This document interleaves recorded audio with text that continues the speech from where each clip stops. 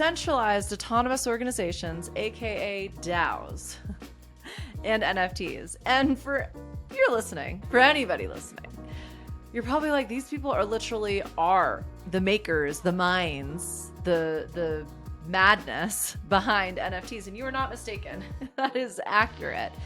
But the reason I recorded this is anyone who's in a DAO, has created a DAO, gets a DAO, they're probably not needing to figure out how to monetize what they're doing with NFTs. However, anybody in business, especially small business, especially if you're anti-tech, firstly needs to learn about a DAO.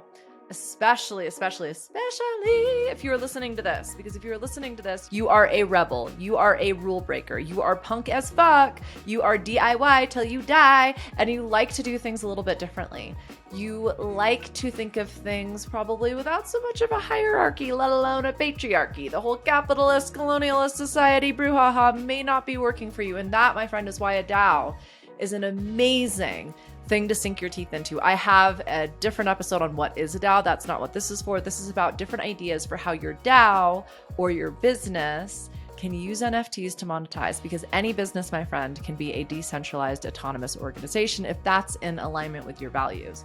So if you don't like hierarchy, if you like having a group of people that share in the decision making, if you are more of a collective worker and a team participant, this might just be the new organizational map for you. And NFTs and DAOs definitely go hand in hand. Why? Because here we are, most obvious use case scenario is NFTs give you voting rights in a DAO. The more NFTs you have, or potentially the type of NFT that you have, might give you more voting rights. Not voting rights, not voting rights, voting rights. That's what an NFT essentially gives you access to in a DAO. Every DAO is going to be a little bit different, but this is where things can start to get really interesting in your business. Most entrepreneurs, most small business owners think they have to reinvent the wheel over and over again, that they are out on this sad little lonely island with no one paying any attention to what it is that they're doing, or they're busy standing on top of that fucking mountain yelling at a bunch of people that aren't fucking listening. And it can be really, really frustrating and really, really heartbreaking at the best of times. So a DAO can create immediate access to your number one fans in whatever type of organization, literally the rules and regulations for how you want to come together and how you want to make decisions. So NFTs are the first and building block of a DAO. Oftentimes, because an NFT represents an asset that is a smart contract. If you don't know what an NFT is or how to make one or what a DAO is, check out those different episodes or listen to the vocab and jargon episode, because I'm going to kind of get into all of that as well. Whew, deep breath. I get really excited about this one because I think so many small businesses could benefit from this kind of thinking and this way of organizing. It immediately gives you access to people that you share values with. And if you've listened to anything that I do, you know values are the way that I filter my entire world, let alone every decision that I make. And so NFTs, have I said that enough in this episode yet? NFTs in a DAO can be the building block. It is how people gain access to the organization itself, to the decision making, and potentially to higher tiers of exclusivity. So this is where we start riffing. So a DAO can use NFTs to represent a certain owner's club or a certain executive status as well. So you might only have 7 executive NFTs. Then you might have 10 VP NFTs. I mean, that's using some corporate jargon, so I'm assuming you're probably not going to want to go that way. You'll probably come up with names that are more on brand and fit into what it is you're trying to do and how. But I love this idea that NFTs can create a club within a club, and it is very transparent. It is very obvious, and you can create even more transparency in what it is that you're doing. I think an organization, not even really using NFTs, but so you can get in and check this out, is Midjourney. I'm going to talk more about them in the NFT and art episode, but you can get into that Discord as you can get into a lot of Discords and just see the different levels of access that you have and what the voting rights are. And all I mean by voting rights is just simply the ability to make decisions on behalf of the entire organization and everybody within the organization. So something else an NFT could enable you to do as a DAO is sell tickets to events. I've talked about that one a few different times. You're going to start seeing a lot of these ideas pop up in different industries because they are so transferable and so valuable.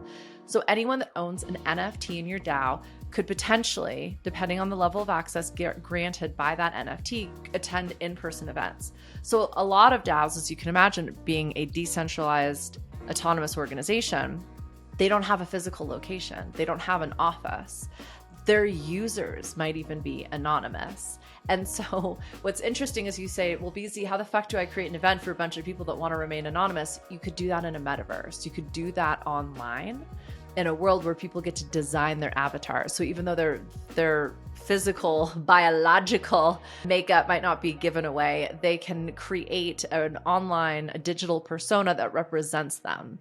And this would also give access to people who might not have the agency to attend an event in person for whatever means. That's where this stuff starts to get really, really cool. You could also use NFTs to raise funds. So again, if people are lacking agency or access in your particular neighborhoods or communities that you're trying to empower, through NFTs, you can do funding. You can create, for every NFT that you buy, somebody else gets access to this DAO. So you're creating a real level of diversity and inclusion that may or may not be available in a like-minded physical world organization. Lastly, you can use NFTs in this way and in these organizations in terms of collectors. So people who want to own a particular asset, and this might apply more if you're fractionalizing. And so again, listen to the jargon episode, but all that means is, let's say this DAO is purchasing very expensive assets. So this is happening right now. I want to say in Pixel, which is an art DAO that is buying world-renowned pieces of art. They've got millions and millions of dollars of art right now. And so if you've ever wanted to own a Picasso or own a Banksy, that might have been like completely outside of your wheelhouse. That might also not necessarily be something you'd be interested in at millions of dollars. But if you could buy $1,000 NFT or $100 NFT, what then happens in your DAO is every owner of that particular asset is now in its own club and community. And so you're starting to see these different ways of organizing and connecting within decentralized autonomous organizations. And so you're again retaining that anonymity, but you're still able to connect with people in a way that is transparent, that is aligned with your values, and that is in of itself shared ownership. And so you can also vote on things. So you as that community can then say, well, we want to run up the ladder, if you will, a vote for more art by this creator. And we've got this many people that are willing to fund it. So you can start to see how even in a physical or terrestrial world business, or a business that wouldn't consider itself a DAO, there might be some really interesting ways of organizing and growing and scaling your business that you could borrow from a DAO. And that's where I think this episode is really special, and where DAOs are truly inspiring, especially for a punk motherfucker like me, because I don't like the idea of one person making all of the decisions for me. I don't like the fact that just because you have more money, you might gain more access. Oftentimes when these things roll out, everyone can access the NFTs. You can even make them free if you want. It's just simply a matter of being there and being interested in participating. And so this is where this doesn't have to be about monetization, my friends. It's not always about making money. It is always, I think, about making connections. And so the deeper and more powerful your network, and the more interconnected your business, however you want to think about it or organize it, the more successful you're going to be. The more people, the more opportunities, the more partnerships. That's where DAOs can get really interesting as well, as you can create an NFT that is a collaboration or a partnership between two DAOs. And now suddenly you're getting access to both of those DAOs' audiences. Again, not something we haven't explicitly discussed in other episodes, but a way of thinking about community partnership collaboration in a manner that is a little bit different.